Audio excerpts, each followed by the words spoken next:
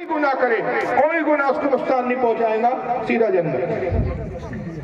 فرقہ مجسمیہ آیا ہے، انہوں نے کہا اللہ کی جسم ہے، باڈی ہے، فزیکل باڈی رکھتا ہے، اس کے ہاتھ ہے، پیر ہے، کان ہے، ناک ہے، پورا جسم ہے، اور وہ اپنے جسم کے ساتھ عرش کے اوپر بیٹھا ہوا وہیں سے پورے کائنات کے نظام چلاتا ہے۔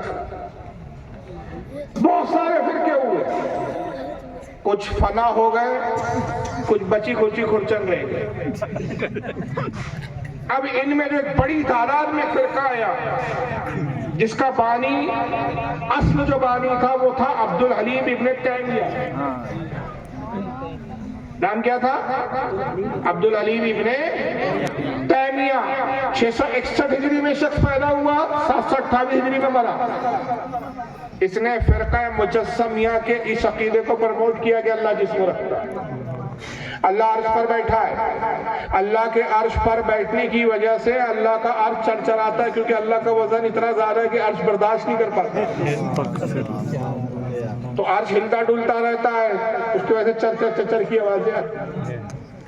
اس دور کے علماء نے اس سے مناظرے کیے، کہا کہ یہ کیسی بکواس کر رہا ہے، تو ثابت نہ کر سکا، جیل میں ڈال دیا گیا۔ معافی مانگی، جیل سے باہر آیا، دوبارہ پھر وہی عقیدے کا پرچار کیا، پھر جیل میں ڈالا گیا، دوسری بار پھر معافی مانگی، پھر باہر آیا، پھر وہی عقیدے کی اس نے پرچار شروع کیا، توبہ کرتا ہی نہیں تھا، ہڈ ڈرم تھا۔ تیسری بار پھر جیل میں گیا، اور ایسا جیل میں گیا کہ جیلی میں موت ہوئی، جیل سے لاش نکلی۔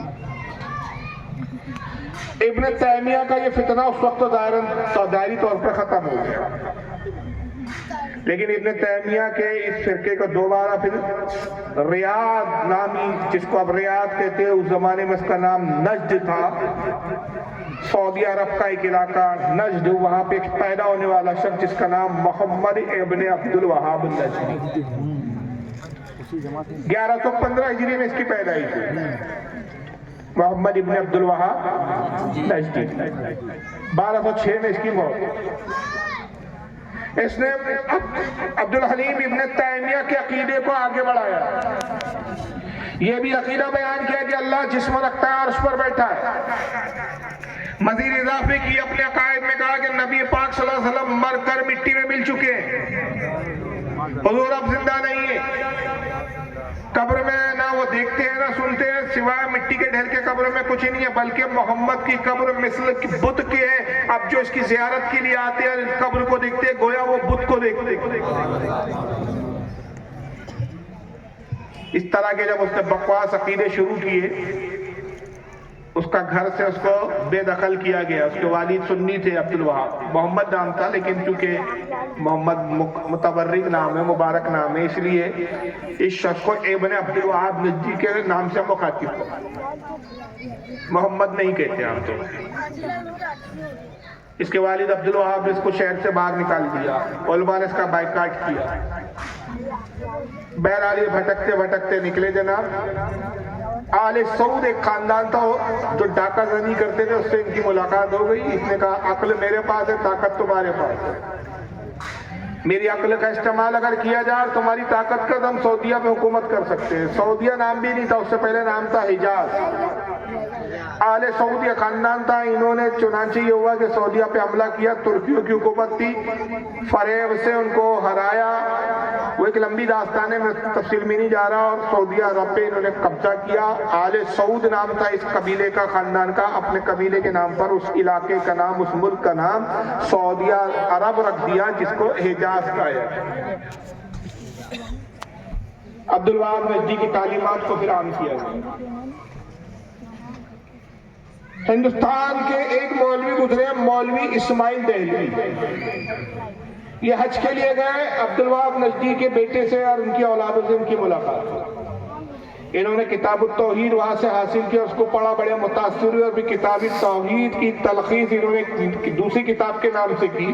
تلخیص یعنی اس پوری کتاب کو ایک نچوڑ کی شکل میں اس کے خاص خاص پوائنٹ کو نقل کیا، انہوں نے جمع کیا، اور جس کتاب کے نام سے جمع کیا اس کا نام انہوں نے رکھا تقویۃ الایمان، اور یہ اس وقت میرے ہاتھ ہے، یہ لیٹسٹ ایڈیشن ہے، آج بھی چھپا ہے۔ محمد ابن عبد الوہاب نجدی کے عقیدے کو انہوں نے اس کتابوں میں لایا، اور اس میں یہی لکھا کہ رسول اللہ مر کر مٹی میں مل چکے۔ اس کتاب میں انہوں نے کہا کہ محمد صلی اللہ علیہ وسلم کی تعظیم انسان کی طرح کرو بلکہ اس میں بھی کمی کرو۔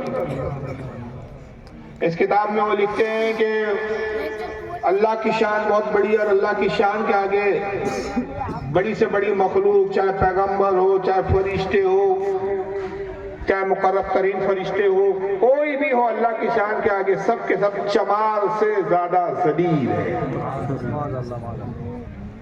انہوں نے شفاعت کا انکار کیا ہوگا، بہت ساری اس پہ ایسی ایسی بکواسات لکھی انہوں نے، اس بنیاد پر اس زمانے کے علماء نے ان پہ کفر کے فتوے لگائے۔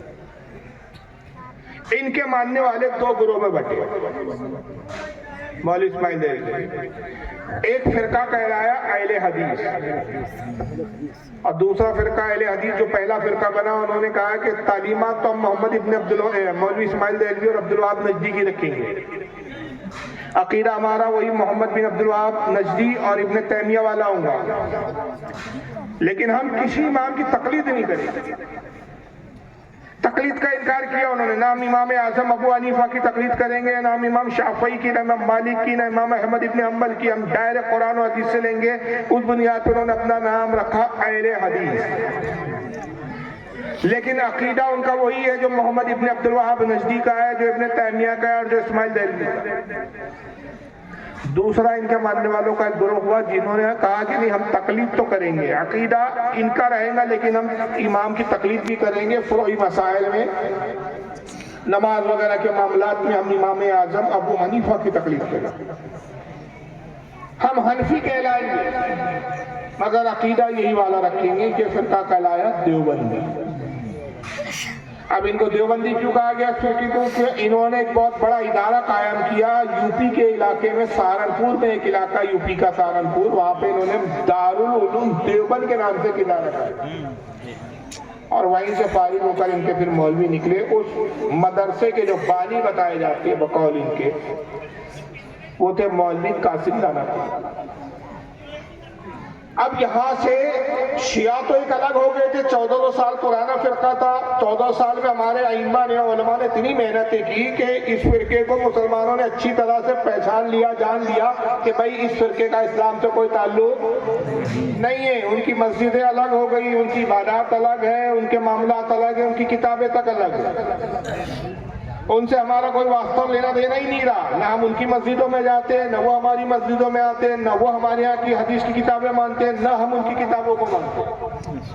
ان کے کچھ عقیدے آپ سن چکے، وہ اپنے عقیدے میں خوش ہیں، ہم اپنے عقیدے میں خوش ہیں، لیکن یہ جو دیوبندی اور اہل حدیث بنے، یہ کتابیں وہی مانتے جو آپ اور ہم مانتے، بخاری یہ بھی مانتے، مسلم یہ بھی مانتے، ترمذی یہ بھی مانتے، حدیث کی کتابیں ان کی ہماری ایک ہی ہے۔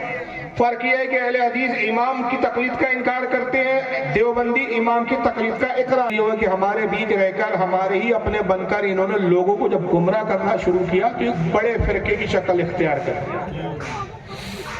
باقاعدہ چونکہ باضابطہ مدرسہ قائم کیا گیا تھا اور وہاں سے باضابطہ اس تعلیمات کو عام کرنے کے لیے علماء کی کھیپ نکلی، ایک فوج نکلی باقاعدہ۔ یہ مختلف علاقوں میں پھیل گئے، مسجدوں میں پھیل گئے، مسجدوں کو قبضہ کرنا شروع کیا، دھیرے دھیرے دھیرے دھیرے آج یہ حال ہو گیا کہ ہر علاقے میں پائے جاتے ہیں، اور جہاں یہ داخل ہو جاتے ہیں امن و امان غارت ہو جاتے ہیں۔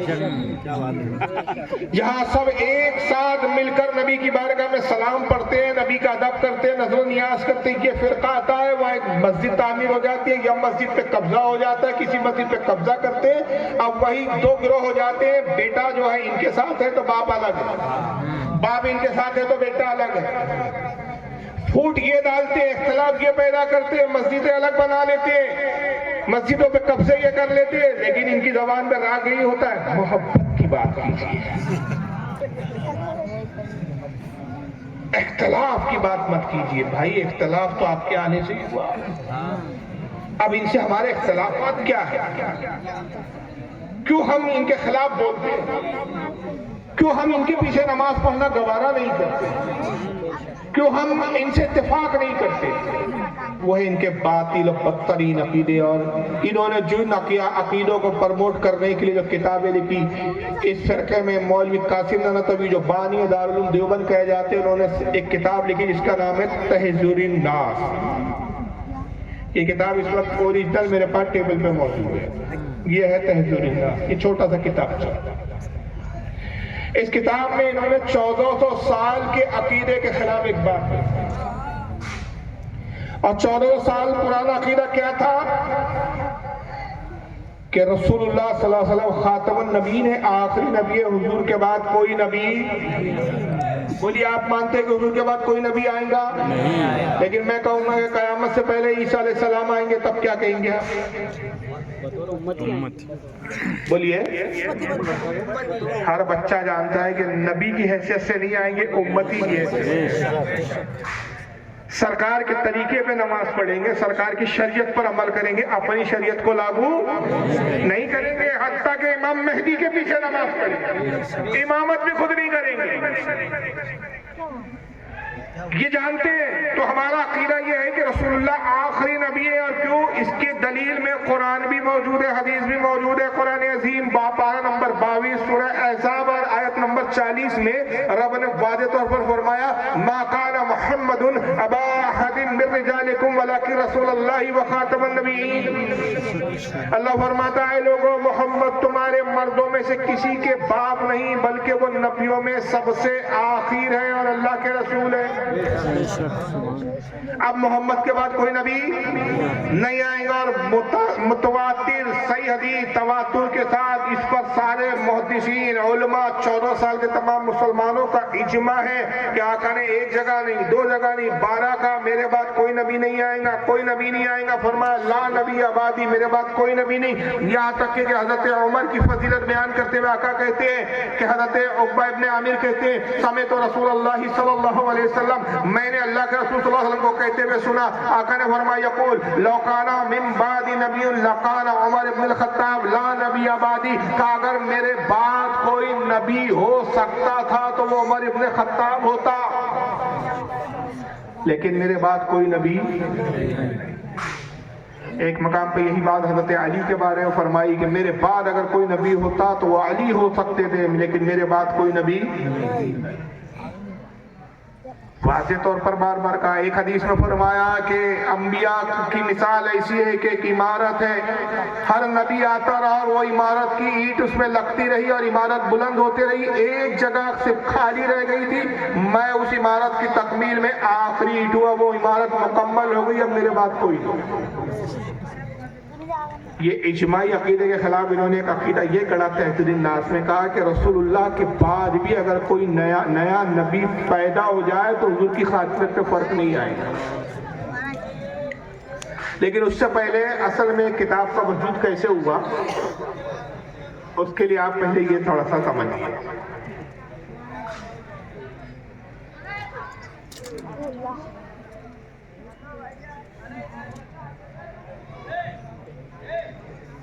یہ کتاب ہے ان کے حالات پر لکھی ہے مولانا قاسم اعظم. یہ کتاب میرے پاس موجود ہے، 2-3 جلدوں میں آتی ہے. اس کی جلد نمبر پہلی ہے سوانح قاسمی. یہ اوریجنل کتاب کا میں آپ کو فوٹو دکھا رہا ہوں یہاں پر. صفحہ نمبر 131 جلد نمبر 1. یہ بچپنے کا ان کا واقعہ لکھا گیا مولوی قاسم نانوتوی کا، جو بانی دارالعلوم دیوبند کہلاتے ہیں. ذرا ان کے بارے میں دیکھیے کیا لکھا جاتا ہے صفحہ 131 پر. کہتے ہیں مولوی صاحب یعنی حضرت نانوتوی، رے ہے کا نشان لگاؤ شارٹ کٹ میں، رحمت اللہ علیہ کے لیے لکھتے ہو. یعنی حضرت نانوتوی نے ایام طفلی میں، ایام طفلی یعنی بچپنے کے عالم میں یہ خواب دیکھا تھا کہ گویا میں اللہ جل شانہ کی گود میں بیٹھا ہوا ہوں. بچپن میں انہیں خواب نظر آ گیا کہ اللہ ہے، اللہ کی گود ہے اور گود میں جا کے یہ بیٹھے ہوئے. اب اللہ کی گود کیسی تھی اللہ جانے، انہوں نے بتایا ہے اس کی طرف. جبکہ اللہ جسم سے پاک ہے لیکن اللہ کی گود میں بیٹھے. اب یہ بچپن سے ان کے دماغ میں بھر گیا کہ بھائی میرا تو مقام اتنا بلند ہے کہ میں اللہ کی گود میں بیٹھا ہوا ہوں. تو ان کو ایک عجیب خبط سوال ہوا. اسی کتاب میں ایک دوسری جگہ لکھتے ہیں ان کے پیر تھے حاجی امداد اللہ صاحب. بڑا لمبا چوڑا واقعہ لکھا گیا ہے 2 صفحے پر، صفحہ 258 صفحہ 259. اس میں لکھا گیا ہے کہ یہ تسبیح کرنے بیٹھتے تھے تو ان پہ بڑا بوجھ معلوم ہوتا ہے، باڈی پہ ایسا لگتا رہا کہ کوئی وزن ہے. تو انہوں نے اپنے پیر صاحب سے ایک دن سوال کیا، کہا کہ جب بھی میں تسبیح لے کے بیٹھتا ہوں تو ایسا لگتا ہے کہ مجھ پہ بڑا بوجھ لاد دیا گیا اور جیسے پہاڑ کا وزن مجھ پہ رکھ دیا گیا. تو پیر صاحب نے کیا کہا ذرا سنیے، آخری جملہ پورا انہوں نے رودات لکھی کہ مطلب مجھے بوجھ معلوم ہوتا ہے، یہ ہوتا ہے. یہاں سے میں پڑھ رہا ہوں. مولانا قاسم نانوتوی کو خطاب کر کے فرمایا پیر صاحب نے، یہ نبوت کا آپ کے قلب پر فیضان ہوتا ہے، اور یہ وہ ثقل ہے جو حضور صلی اللہ علیہ وسلم کو وحی کے وقت محسوس ہوتا تھا، جس کی تشریح حاجی صاحبی کے حوالے سے انہوں نے یہ کی کہ تم سے یعنی مولانا محمد قاسم سے اللہ تعالیٰ کو وہ کام لینا ہے جو نبیوں سے لیا جاتا ہے. انہوں نے اپنے پیر سے کہا کہ تسبیح پڑھتا ہوں تو بڑا بوجھ معلوم ہوتا ہے، آخر اس کی وجہ کیا ہے؟ تو کہا کہ یہ جو بوجھ ہے، یہ جو وزن ہے، یہ وہی ہے جو رسول اللہ کو وحی کے وقت محسوس ہوتا ہے. اللہ تم سے بھی وہی کام لینے والا ہے جو نبیوں سے لیا جاتا ہے. تو ان پہ خپت سوار ہو گیا کہ بھائی آج کل 2-4 دن میں، کچھ دنوں میں، مہینے بھر میں، سال بھر میں جبریل آئیں گے اور خوشخبری سنائیں گے کہ آپ نبی بنائیں گے. یہ ان پہ خپت سوار ہو گیا. تو انہوں نے کتاب تحذیر الناس لکھ پاری اور اس میں نبوت کا راستہ ہموار کرتے کہا کہ اگر حضور صلی اللہ تعالی وسلم کے بعد بھی کوئی نیا نبی پیدا ہو جائے تو بھی خاتمت محمدیہ میں فرق نہیں آئے گا، یعنی حضور کے آخری نبی ہونے پہ فرق نہیں آئے گا. وجہ یہ ہے کہ حضور جو خاتم النبیین ہے وہ مرتبے کے اعتبار سے، یعنی حضور اس مرتبے کے نبی ہے کہ اب حضور کے مرتبے جیسا نبی نہیں آئیں گا. سارے مرتبے حضور پر ختم، سارے مقامات حضور پر ختم. اب حضور کے بعد کوئی نبی آ سکتا ہے لیکن وہ مقام اور مرتبے میں رسول اللہ کے برابر کا نہیں ہوگا بلکہ چھوٹے لیول کا نبی ہوگا. یہ انہوں نے کتاب لکھ کے راستہ ہموار اس لیے کیا کہ کل اگر میں نبوت کا اعلان کر دوں تو لوگ مجھے نبی مان لیں کہ ہاں بھائی نبی تو ہے لیکن چھوٹے لیول کے نبی. لیکن ہوا یہ کہ بعضی کوئی اور لے مانا. یہ اپنے نبوت کے لیے راستہ ہموار کر رہے تھے، انہوں نے تحذیر الناس لکھی. اب اس پہ وویلا چل ہی رہا تھا کہ یہ کفری عقیدہ ہے. تو گرداسپور کا علاقہ ہے پنجاب کا، وہاں پر ایک شخص رہتا تھا، اس کو عربی بڑی اچھی آتی تھی، اس کا نام تھا غلام احمد قادیانی. قادیان کر کے علاقہ وہاں کا رہنے والا تھا، اس کا نام تھا غلام احمد. اس نے اعلان کر دیا میں نبی ہوں. اب سارے دیوبندیوں میں ہلچل مچ گئی. تو کیسے نبی ہو سکتا ہے؟ اس نے کہا بھائی آپ ہی کے علماء کا عقیدہ، آپ ہی کے مولانا کہتے ہیں کہ رسول اللہ کے بعد نیا نبی آ سکتا ہے کیا؟ لیجئے میں تو آ گیا. آ سکتا کیا؟ میں آ گیا. اور میں ذلی نبی ہوں، حضور کے نبوت کا سایہ ہے میں. جیسے کہ جسم ہوتا ہے سایہ ہوتا ہے، اصل تو جسم ہوتا ہے، سایہ اس کا ایک ڈپلیکیٹ، اس کا عکس ہوتا ہے. تو میں حضور کی نبوت کا سایہ ہوں، اصل نبوت تو حضور کے پاس ہے. میں حضور کے نائب کا نبی ہوں، نائب ہونے کی وجہ سے نبی، میں ذلی نبی ہوں. اب دیوبندی پریشان ہو گئے اور دیوبندیوں نے پھر اس کو مناظرے کا چیلنج کیا. کہا کہ تیرے سے مناظرہ کریں گے تو اپنا نبی ہونا ثابت کر. حالانکہ سب سے پہلے یہی غلطی تھی کہ کسی بھی جھوٹے نبوت کے دعوے دار سے اس کے نبوت کی دلیل مانگنا ہی کفر ہے. تو تبلیغی جماعت کے، دیوبندی جماعت کے بہت بڑے عالم تھے اس وقت بقول ان کے، جن کا نام تھا مولوی عطا اللہ شاہ بخاری. نام پہ دھیان دے، پورا نام ہی پہ معاملہ گھومے گا. مولوی عطا اللہ شاہ بخاری، عطا اللہ نام تھا ان کا. اب ان سے جو کچھ مناظرہ ہوا، کس طرح سے مناظرہ ہوا ذرا آئیے اس کو سنیے. اس مناظرے کی رودات یہ دیوبندیوں کے ابھی حال ہی میں مرے ہیں، کچھ ہی عرصہ پہلے یہ قبر میں جائے گئے اور انشاءاللہ ابھی جہنم کی سیر کر رہے ہوں گے اس وقت. پوری امید و توقع یہی ہے. یہ انہوں نے ہی مولوی طاہر کے ابھی کہا دیوبندی جماعت، انہوں نے اس مناظرے کی رودات سنائی بڑے فخر کے ساتھ. اور یہ آڈیو ہے، ویڈیو نہیں ہے، یہ اس وقت ویڈیو پہ نہیں آتے تھے. اب سنیے ذرا. ایک سائیڈ میں وہ عطا اللہ بخاری کا میں نے فوٹو ڈالا تاکہ پتہ چلے کہ جنہوں نے غلام احمد قادیانی سے مناظرہ کیا تھا وہ یہ صاحب ہے، اور یہ جو دوپٹہ اڑے ہوئے ہیں یہ مولوی طاہر کے ہیں. اب آئیے ذرا سنیے. اب دیکھیے دلائل قرآن سے اپنی نبوت ثابت کرتا تھا. کہا تھا مبشرم برسول یاتی من بعدی اسمہ احمد، اللہ کے رسول خود بشارت دیتے ہوئے آئے تھے کہ میرے بعد ایک پیغمبر آئے گا، ایک رسول آئے گا ان کے بعد جس کا نام ہوگا احمد، میں غلام احمد وہی رسول۔ حضرت مولانا عطا اللہ شاہ بخاری رحمۃ اللہ علیہ نے فرمایا ارے بے وقوف گدھو الذی خردما، آیت میں تو اسمہ احمد ہے اور تیرا نام ہے غلام احمد، آنے والے کا نام احمد بتایا گیا، تو احمد نہیں، تو غلام احمد ہے۔ تو قادیانی صاحب بولنے لگے کہ دیکھیے حضور، اصل نام ہمارا تو صرف احمد ہے، وہ تو ماں باپ نے غلام بڑھا دیا ہے، میرا پیور خالص نام تو صرف احمد ہی ہے، ماں باپ کی غلطی سے غلام بڑھ گیا، اس لیے اس غلطی کو چھوڑیے، جو خالص نام ہے وہ تو احمد ہی ہے۔ تو مولانا عطا اللہ شاہ بخاری رحمۃ اللہ علیہ نے فرمایا کہ اچھا، میں تو سمجھ رہا تھا کہ ایسا حادثہ میرے ہی ساتھ ہوا ہے، لیکن آپ کے ساتھ بھی ایسے ہی حادثہ ہو گیا، میرا بھی نام صرف اللہ تھا، یہ تو ماں باپ نے غلطی سے اس کے پہلے عطا لگا دیا تو عطا اللہ ہو گیا۔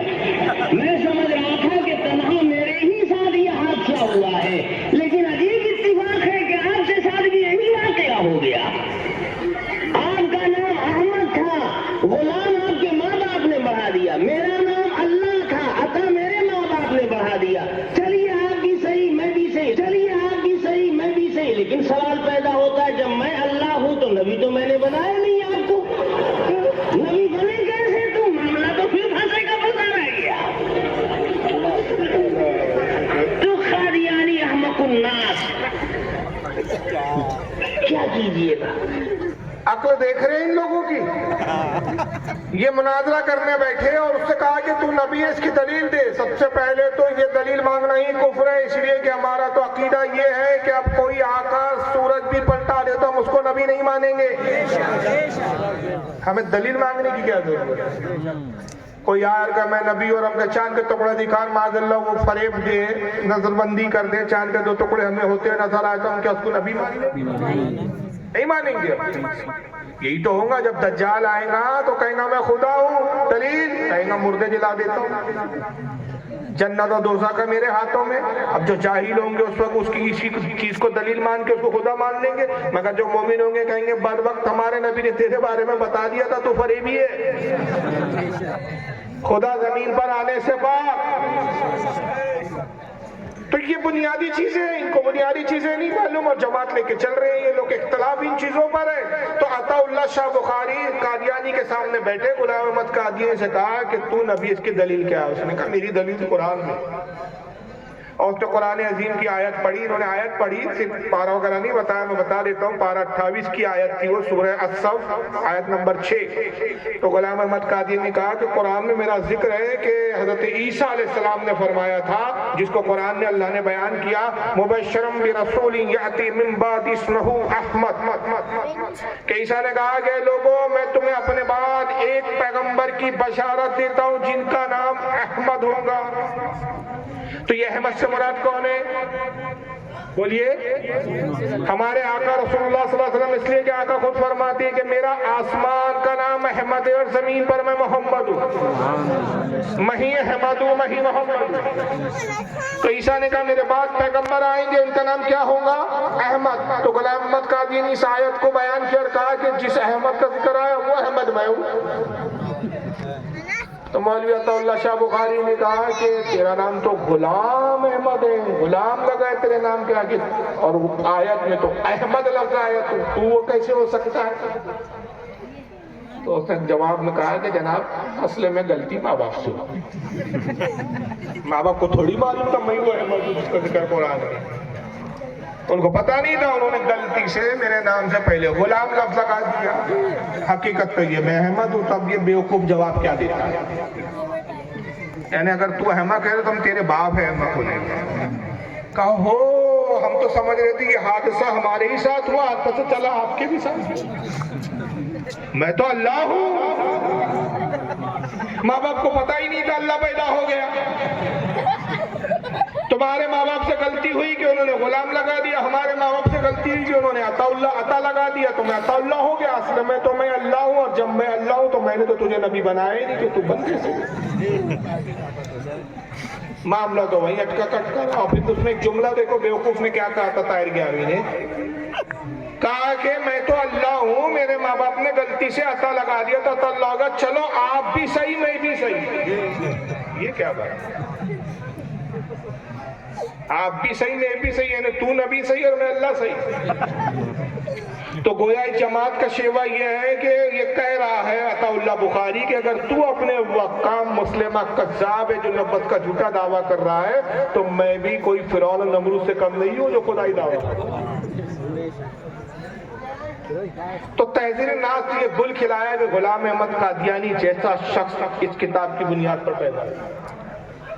اور آج قادیان نام کے علاقے میں اور دنیا کے دوسرے علاقوں میں اس فرقے کی بہت وہ ہے. پھر ایک دوسری کتاب لکھی گئی، ان کے بعد ایک مولوی آئے قاسم نطوی کے بعد، دیوبند کے مدرسے سے ہی پڑھا انہوں نے، ان کا نام تھا مولوی اشرف علی تھانوی. ان کو پوری دیوبندی جماعت حکیم الامت کے، حالانکہ ان کے عقائد پڑھو تو معلوم ہوتا ہے یہ بہت بڑے مریض امت. اب انہوں نے بھی ایک چھوٹا سا کتابچہ لکھا چھٹاٹ بھر کا، اس کا نام ہے حفظ الایمان. یہ اس وقت اوریجنل ہے. اس میں انہوں نے رسول اللہ کے علم غیب کا انکار کیا. ایک جرم تو یہ تھا کہ علم غیب کا انکار کرنا، اور دوسرا جرم کیا تھا کہ انکار ہی نہیں کیا، رسول اللہ کے علم غیب کی توہین کی. اور توہین ان لفظوں میں کی کہا کہ اگر حضور صلی اللہ علیہ وسلم کو علم غیب ہے تو اس میں حضور کی کیا تخصیص، حضور کا کیا کمال، حضور کی کیا خصوصیات. جیسا علم غیب رسول اللہ کو ہے ایسا علم غیب تو جانوروں کو بھی ہے، پاگلوں کو بھی ہے، بچوں کو بھی ہے. اب علم غیب رسول اللہ کو کس نے دیا؟ اللہ نے. تو معاذ اللہ نے اپنے حبیب کو اتنا ہی علم دیا جتنا ایک جانور کو دیا. اب یہی جملہ اگر آپ ان کی جماعت کے مولانا کے لیے بولتے ہیں تو یقیناً توہین کہی جائیں گی. اگر کوئی کہے کہ مولوی اشرف علی تھانوی کو اتنا ہی علم تھا، اتنا ہی علم جانتے جتنا ایک جانور اور پاگل کو تھا، جتنا ایک کتا علم جانتا ہے، جتنا ایک سور جانتا ہے، اتنا ہی علم تھانوی صاحب کو ہے. برا لگ جائے گا کہ ہمارے حق میں. مگر عجیب بات ہے کہ جس بات پہ برا مانتے ہیں وہی بات یہ نبی کے لیے ثابت ہے. انہوں نے علم غیب کو جانور پاگلوں کی طرح کہا، اور پھر اسی بات کو دفاع کرتے ہوئے آگے بڑھایا گیا. تو ایک البراہین القاطعہ کتاب لکھی مولوی خلیل احمد نے. اس میں انہوں نے کیا لکھ دیا؟ معاذ اللہ، رسول اللہ کا علم غیب تھوڑی تھا، حضور کو تو دیوار کے پیچھے کی بھی خبر تھی. اور اسی بات کو دیوبندی اور اہل حدیث دونوں مل کر کہتے ہیں، دونوں کا عقیدہ اس پر اتفاق ہے. کیوں؟ علم غیب کا انکار محمد ابن عبد الوہاب نجدی نے بھی کیا، علم غیب کا انکار اسماعیل دہلوی نے بھی کیا، اور دونوں اپنے ابا اور دادا اسماعیل دہلوی اور محمد ابن عبد الوہاب نجدی کو مانتے ہیں. نتیجہ یہ نکلتا ہے کہ دونوں علم غیب کا انکار کرتے ہیں. کس شکل اور انداز میں کرتے ہیں ذرا یہ انصاف کو سنیں. نعوذ باللہ. ان کا نام ہے مولوی معراج ربانی، سعودیہ میں رہتے ہیں اس وقت. یہ نعوذ باللہ. بلکہ یہاں تک کہا گیا ہے، اعوذ باللہ، میں کہتا ہوں یہ تو شیخ عبد القادر جیلانی کا یہ شعر ہو ہی نہیں سکتا. لیکن اپنے نادانوں نے، اپنے ظالموں نے کس طرح سے شیخ عبد القادر جیلانی کو بدنام کیا. کہتے ہیں کہ شیخ عبد القادر جیلانی فرماتے ہیں کہ رأیت بلاد اللہ جمع كخردلة على حكم اتصالی، حکم اتصالی. میں اللہ کے شہر کو اور دنیا کو ایسے دیکھ رہا ہوں جیسے اپنی ہتھیلی پہ رائی کے دانے کو میں دیکھ رہا ہوں، مسلسل اس طرح سے میں دیکھتا ہوں. اعوذ باللہ، استغفر اللہ. یہاں تو ہمارے نبی حضرت محمد رسول اللہ صلی اللہ علیہ وسلم کا عالم کیا تھا. آپ صلی اللہ علیہ وسلم، اللہ کے رسول صلی اللہ علیہ وسلم کو اپنے پیٹھ پیچھے کا بھی علم نہیں تھا. اللہ کے رسول صلی اللہ علیہ وسلم کو دیوار کے پیچھے کا بھی پتہ نہیں تھا کہ اس کے پیچھے کون ہے، کیا کر رہا ہے، کیا نہیں کر رہا ہے کہ نہیں. مجھے بتائیے آج تک کوئی ایسی قوم دکھی کہ جس نے اپنے رہنما، اپنے رہبر کی تعریف کی بجائے برائیاں کی؟ دنیا کی باطل سے باطل قوم بھی اپنا جس کو رہبر اور رہنما مانتی ہے اس کی تعریف کے کل بار کی. بعض تو وہ جھوٹی قومیں بھی ہے کہ ان کے رہنماؤں میں وہ اوصاف نہیں بھی ہے تو جھوٹے منسوخ کر کے وہ چنے کے جھاڑ پہ چڑھاتے ہیں. اور یہاں معاملہ یہ ہے کہ اللہ تعالیٰ نے ہمارے نبی کو تمام خوبیاں عطا کی. یہ کیسے بدبخت ہے کہ جو نبی کو جاہل اور لا علم ثابت کرنے میں لگے رہے. اب انہوں نے شروع کہاں سے کہا کہ شیخ عبد القادر جیلانی نے یہ جو کہا یہ ان کا شعر ہو ہی نہیں سکتا. اصل میں کیا ہے, غوث پاک نے قصیدہ لکھا, اس کا نام ہے قصیدہ غوثیہ. عربی میں قصیدہ غوثیہ بھی کہا جاتا ہے اس کو, اور اصل میں اس کا اوریجنل نام ہے قصیدہ قمریہ. تو غوث اعظم نے اللہ کے حکم کے تحت جو اللہ نے ان کو غوث پاک کو مقامات عطا کیے, غوث پاک نے اپنے مقامات کا اظہار کیا. اس میں بہت سارے 29 اشعار یا 30 اشعار ہیں. عربی میں وہ قصیدہ لکھا اور ان اشعاروں میں آپ نے اپنی خوبیاں اور اپنی تعریف بیان کی کہ اللہ نے مجھے کیا کیا مقام دیا. کئی فرمایا وَلَوْقَيْتُ سِرِّي فَوْقَ مَيْتٍ لِقَامَ بِقُدْرَتِي مولا تعالی, اللہ نے مجھے اپنے رازوں سے واقف کیا. اگر میں اپنے راز مردے پہ ظاہر کروں تو اللہ کے حکم سے زندہ ہو جائے. کئی فرماتے مریدی لا تخف اللہ ربی اتانی رفعت نلت المنالی, میرے مرید کسی سے ڈر مت, کسی سے خوف مت کھا, میں تیرا پیر ہوں اور اللہ نے مجھے بڑی بلندیاں اور بڑے بلند مقام عطا کی. کئی فرماتے میں اپنے رازوں کو پہاڑ پہ ظاہر کروں تو رضا رضا. کئی فرماتے ہیں کہ مہینے اور سال میرے پاس آتے ہیں اور آنے والے واقعات کی خبر نہیں. انہی شعروں میں اپنے ایک مقام بیان کرتے ہوئے آپ کہتے ہیں انہوں نے شعر بھی غلط پڑھا. یہ پڑھا تھا رائے تو یہ وہ نظر تو ہے, شعر بھی غلط پڑھ رہے تھے. غوث اعظم کہتے ہیں نظر تو الى بلاد اللہ جمع کا خردلۃ علی حکم اتصالی, اللہ نے مجھے وہ مقام دیا کہ میں اللہ کے تمام شہروں کو, اللہ کے تمام ملکوں کو ایسے دیکھتا ہوں جیسے میرے ہتھیلی میں رائی کا دانہ رکھا ہوا ہو. اب غوث پاک نے دعویٰ کیا تو ان کے پیٹ میں درد ہوا تھا. غوث پاک کا دعویٰ کیسے جھوٹا ہے, ہو ہی نہیں سکتا غوث پاک کا شعر. کیوں؟ کیونکہ ہمارے عقیدے کے مطابق نہیں ہے تو انکار کریں. دلیل کچھ نہیں ہے. سالوں سے, برسوں سے, صدیوں سے قصیدہ یہ چلا آ رہا ہے. ائمہ نے ان قصیدوں کو لکھا, اس کی فضیلت بتائی, اس کی تلاوت کی برکتیں بتائی, اس کی شرائع کی. یہ اب چاہ رہے ہیں جناب 600-800 سال کے بعد, غوث پاک 500 ہجری کے ہیں, اب یہ آ کر یعنی تقریباً 900 سال کے بعد آ کر یہ انکار کریں گے. دلیل کچھ نہیں. دلیل کیا ہے؟ غوث پاک کا یہ عقیدہ ہو ہی نہیں سکتا. غوث پاک کیسے کہہ سکتے کہ میں اللہ کے شہروں کو اس طرح دیکھ رہا ہوں. ارے یہاں تو ہمارے نبی کا یہ حال ہے کہ حضور کو اپنے دیوار کے پیچھے کی خبر نہیں تھی. حضور کو تو اپنے پیٹھ کے پیچھے کا بھی نہیں معلوم. جب ہمارے نبی پیٹھ کے پیچھے کا بھی نہیں جانتے تھے تو حضور صلی اللہ علیہ وسلم علم غیب کیسے جان سکتے؟ کیوں؟ وجہ کیا ہے کہ اسماعیل دہلوی کی پیروی کرنا مقصود ہے. ان کا عقیدہ اللہ رسول والا نہیں. اور اسماعیل دہلوی نے کیا لکھا تھا, آئیے ذرا یہ کتاب تقویۃ الایمان سے دیکھ لیجیے. کتاب میں دکھا چکا ہوں, یہ ہے تقویۃ الایمان. ایک بار پھر دیکھ لیں. صفحہ نمبر 48 پر مولوی اسماعیل دہلوی نے کیا لکھا رسول اللہ کے علم غیب کا انکار کرتے ہوئے.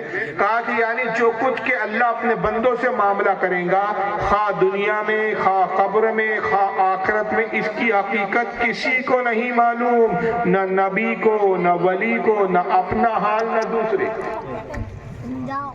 آخرت میں کیا ہوگا, دنیا میں کیا ہوگا, قبر میں کیا ہوگا, اس کی حقیقت کوئی نہیں جانتا. نہ ولی جانتا ہے کوئی, نہ نبی جانتا ہے, بلکہ دوسروں کا تو حال چھوڑو, نہ اپنا حال بھی نہیں جانتا کوئی. اب مطلقاً لکھا ہے نبی میں یعنی ہمارے آقا بھی آ گئے, حضرت موسیٰ بھی آ گئے, حضرت عیسیٰ بھی آ گئے, تمام نبی آ گئے, کسی کو کچھ نہیں معلوم. میں اب آپ سے سیدھا سا سوال کرتا ہوں, قبر میں کیا ہوگا بھائی جب انتقال ہو جائے گا آدمی کا, تو قبر میں کیا ہوگا بتائیے,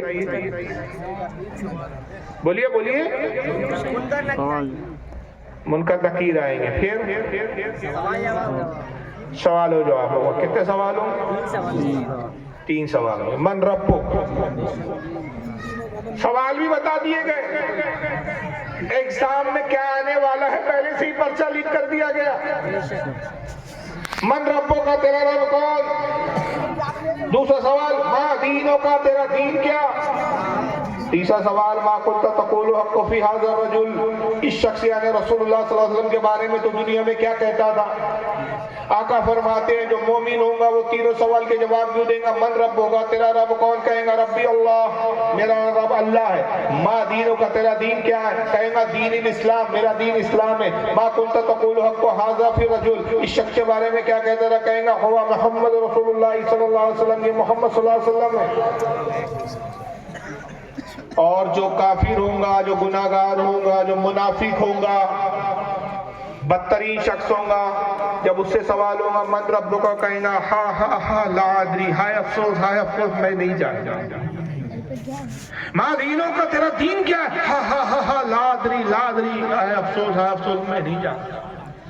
आका फरमाते हैं कि मोमिन जो जवाब में कामयाब होगा, जन्नत की खिड़की कब्र में खोल दी जाएगी, जन्नत की हवाएं आती रहेंगी। अल्लाह